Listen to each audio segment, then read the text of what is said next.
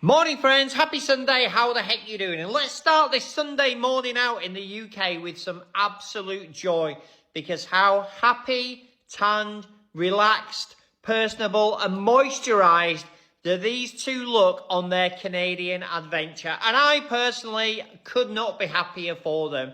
Probably going to drive the royalists mad, who are literally at their end of their tether, making more AI cartoons about me. That's the next upload coming on. Keep them coming. I'm so happy these two people broke away from toxic royal life.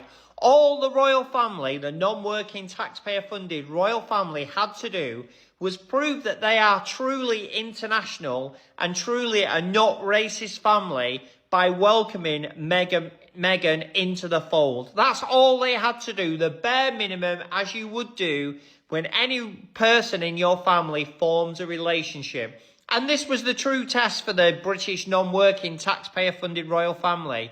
The true test was whether they would accept Meghan. And they didn't.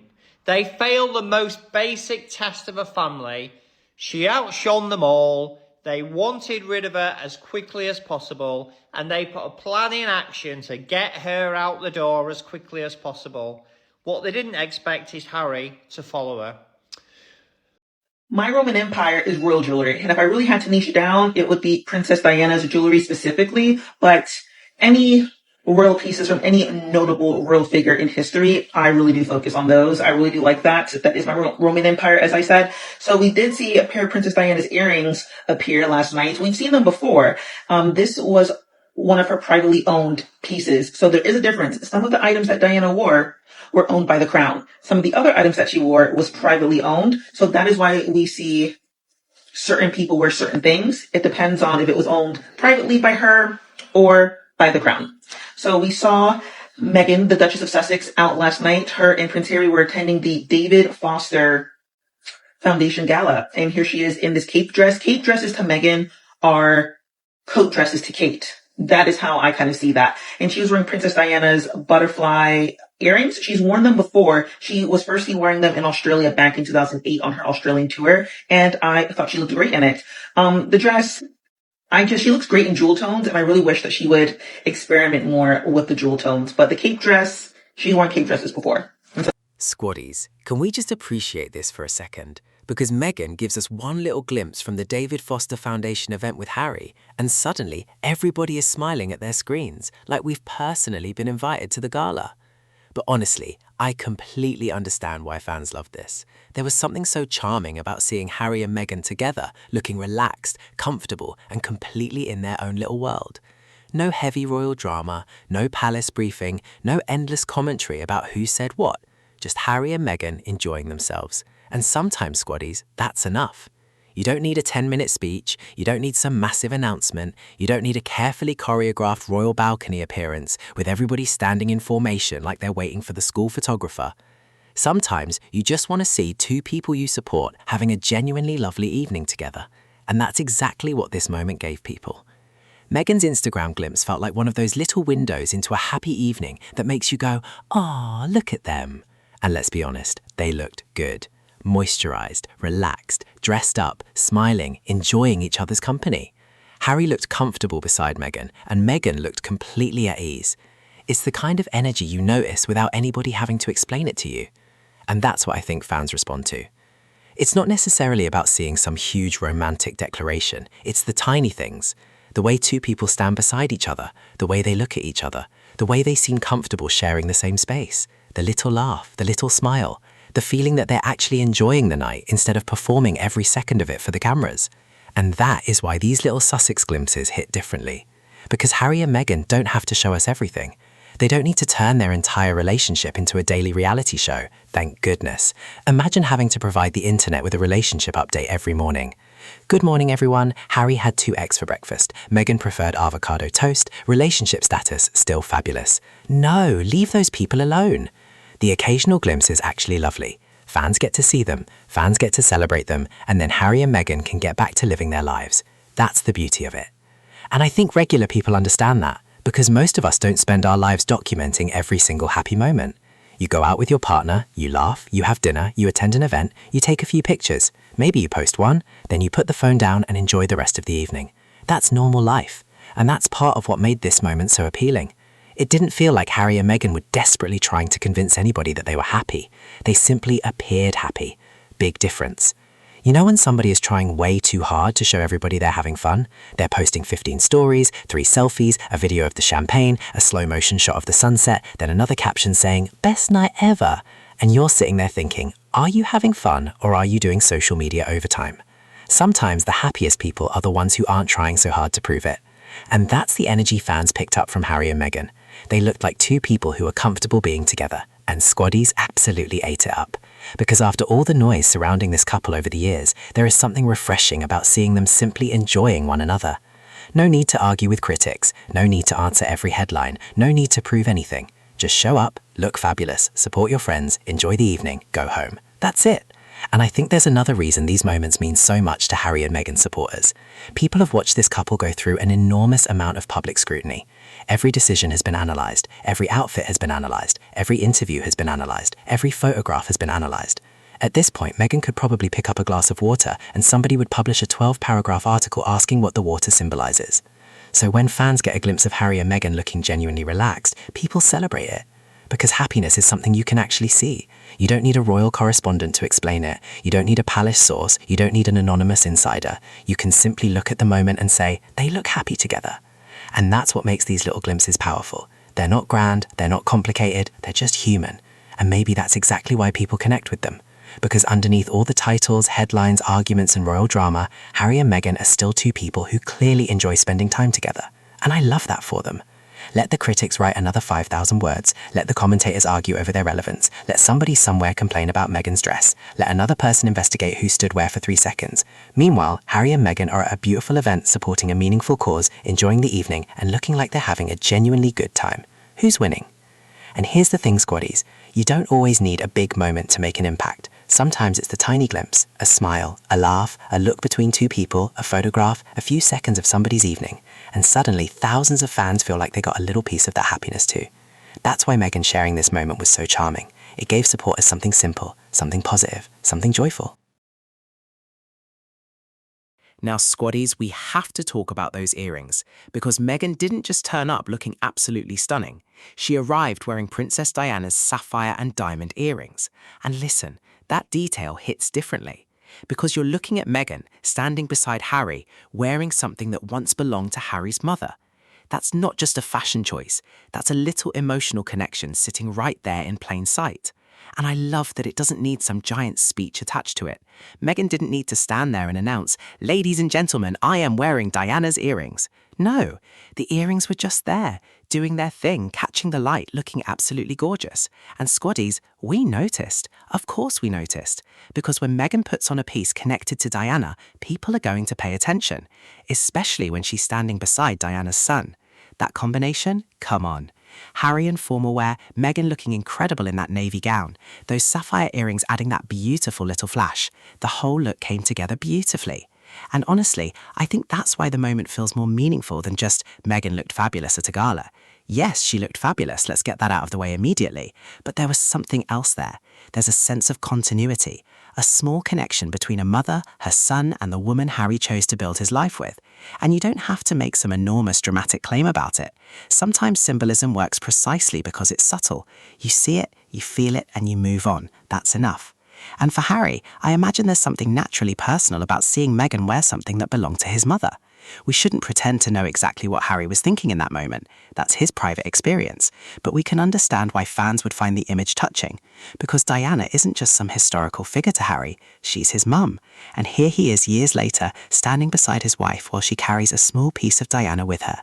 That's a beautiful visual. And let's be honest, Squaddies, they looked good. Harry looked sharp, Meghan looked stunning, the earrings were sparkling, the whole thing was giving, yes, we're here, yes, we're dressed up, and yes, we're enjoying ourselves. No unnecessary fuss, no need to overcomplicate it. Just a beautiful couple at a beautiful event. And I think there's something very human about jewellery carrying memories. Most regular people understand this. Maybe you've got your grandmother's ring, your mother's necklace, your father's watch, a bracelet from somebody special. It might not be worth millions, it might not have some famous name attached to it, but you know what it means. That's the important part. You can look at that little object and immediately think about someone. That's why Diana's earrings matter beyond their appearance. They're beautiful, yes, but they're also connected to a person, a family, a memory, a piece of Harry's history. And Meghan wearing them brings all of those things into the same frame. That's why fans reacted so strongly. It's not simply, ooh, pretty earrings, although, let's be honest, they were pretty. It's, wait a minute, those are Diana's earrings. And suddenly everyone is zooming into the photograph. Brightness up, contrast up, phone practically touching your nose. Are those the earrings? Yes. Okay, everybody calm down. Nobody calm down, because Sussex fans understand the emotional weight behind certain details. And Meghan has worn pieces connected to Diana before, so there's an established sense of connection there. But every time it happens, people notice. And this particular occasion made the visual especially striking, because Meghan wasn't standing there alone. She was beside Harry, the son of the woman who once owned those earrings. That is the part that gets me. You have Harry, you have Meghan, you have Diana's jewellery, and you've got this whole beautiful moment happening at an event supporting an important cause. It's almost like the fashion detail becomes a little thread running through the bigger picture, not the whole story, just one meaningful part of it. And that's how I think we should look at it. We don't need to turn every piece of jewellery into a massive royal mystery. Sometimes an earring is an earring, but sometimes an earring also carries history, and these certainly do. That's what makes them special. And I love that Meghan can wear something connected to Diana without making the entire evening about Diana, because that's important too. This wasn't a Diana tribute event. Harry and Meghan were there supporting the David Foster Foundation and celebrating an occasion with people they care about. They were present, they were engaged, they were enjoying themselves, and Meghan just happened to carry that little connection with her. That's beautiful. And there's another layer I think fans appreciate. Meghan doesn't have to erase Harry's past in order to build their future. Harry doesn't have to forget where he came from in order to move forward. You can carry meaningful memories with you while still creating something completely new. That's life. You don't throw away every part of your past because you've entered a new chapter. Sometimes you take the good memories with you. You keep the things that matter. You honour the people you love, and then you keep moving. That's what I see in this moment. Not some giant royal battle, not another round of palace drama, just a small, beautiful reminder that family history can travel with you. And Squaddies, visually, it was a knockout. I mean, come on. Meghan in that gown, Harry looking sharp, those sapphire stones catching the light. The whole thing looked polished without feeling like they were trying too hard. And that's the energy I loved. They looked like a couple who came to enjoy the evening. They looked comfortable, they looked connected. In Squaddies, this is where I want to finish. Because strip away everything. Forget the titles for a second. Forget the palace. Forget the royal balcony. Forget the official cars. Forget the royal diary. Forget all the machinery that comes with being a working royal. What are you left with? Harry and Meghan. And apparently, that's still more than enough. Because look at what happened at the David Foster Foundation event. Harry and Meghan showed up in Canada. They weren't arriving as some giant palace production. There wasn't a royal procession rolling down the street. There wasn't a balcony waiting for them. There wasn't a palace spokesperson standing beside them explaining why everybody should pay attention. They simply arrived, together, looking fantastic, supporting friends, supporting a meaningful cause, enjoying the evening. And people noticed. That's the part I love. Because for years we've heard this idea that Harry and Meghan somehow need the monarchy in order to remain interesting. That without the palace, nobody would care. That without royal duties, they'd disappear. That without the royal machinery behind them, the attention would dry up. Squaddies, have you seen the cameras? Somebody clearly forgot to tell everybody to stop watching. Because Harry and Meghan can walk into an event completely outside the official royal calendar, and suddenly people are talking. Meghan shares a little glimpse, people are watching. Harry and Meghan appear together, people are watching. They support a charity, people are watching. They show up for friends, people are watching. At this point, if Harry and Meghan quietly went somewhere for dinner, somebody would probably publish, "Harry and Meghan spotted eating food. What does it mean? Please, let them eat." But that's actually the point. Their visibility doesn't disappear simply because the palace isn't involved. And I think regular people understand this better than some commentators give them credit for. Think about somebody who leaves a company. Maybe everyone at the old workplace says, "Oh, they'll never succeed without us." Then that person starts something new. Makes new friends, builds new relationships, finds new opportunities, and suddenly they're doing just fine. Meanwhile, the people back at the old office are still asking, "Has anyone heard what they're doing? Wait a minute, I thought you didn't care." That's the funny part. The people who insist Harry and Meghan are irrelevant often seem incredibly interested in everything Harry and Meghan do. What they're wearing, where they're going, who they're seeing, what Meghan posts, what Harry says, which event they attended, which friend they supported, which photograph appeared, which charity they visited. That's a lot of research for two people who supposedly don't matter. And that's why I think this David Foster Foundation moment is bigger than a glamorous night out. It shows Harry and Meghan operating in their own space. They weren't there because the palace sent them. They weren't there because somebody needed to fill a royal calendar. They were there because they had a personal connection to David Foster and Katharine McPhee, and because the foundation supports Canadian families dealing with children who need life-saving organ transplants. That's meaningful. They showed up for people, they showed up for friends, and they looked like they were genuinely enjoying themselves. That's a very different kind of public life, and honestly, I think there's something refreshing about it. Because Harry and Meghan don't need every appearance to feel like a royal assignment. They can choose where they go, they can choose who they support, they can build relationships outside the traditional royal circle, they can walk into a room as Harry and Meghan, and that is enough. That's the big shift. Their identity isn't dependent on standing next to a palace sign. Their public appeal doesn't vanish when the royal machinery is switched off. If anything, these moments show what happens when they get to operate on their own terms. They can be themselves. They can laugh. They can support people they care about. Meghan can share a little glimpse with her followers. Harry can stand beside her. They can enjoy their evening, and then they can go home. No drama required. No royal permission slip required. And I think that's why the little Instagram moments hit differently, because they're not being presented as some giant state occasion. They're personal. They're human. They're a tiny window into a life that Harry and Meghan has built for themselves. And fans respond because there's something incredibly relatable about that. Most people want the same thing. They want good friends. They want people around them who genuinely care. They want to enjoy a night out. They want to dress up sometimes. They want to laugh. They want to support causes that matter. They want to build a life that feels like their own. That's it.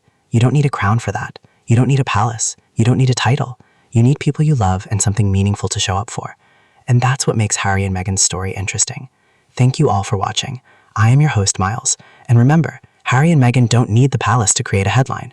Apparently, they just need to walk into a room, smile, and let the internet do the rest. No palace press office, no royal balcony, no marching band. Just Harry, Meghan, and boom, everybody's watching. I'll catch you in the next episode. Love you all, God bless you, and have a blessed week ahead.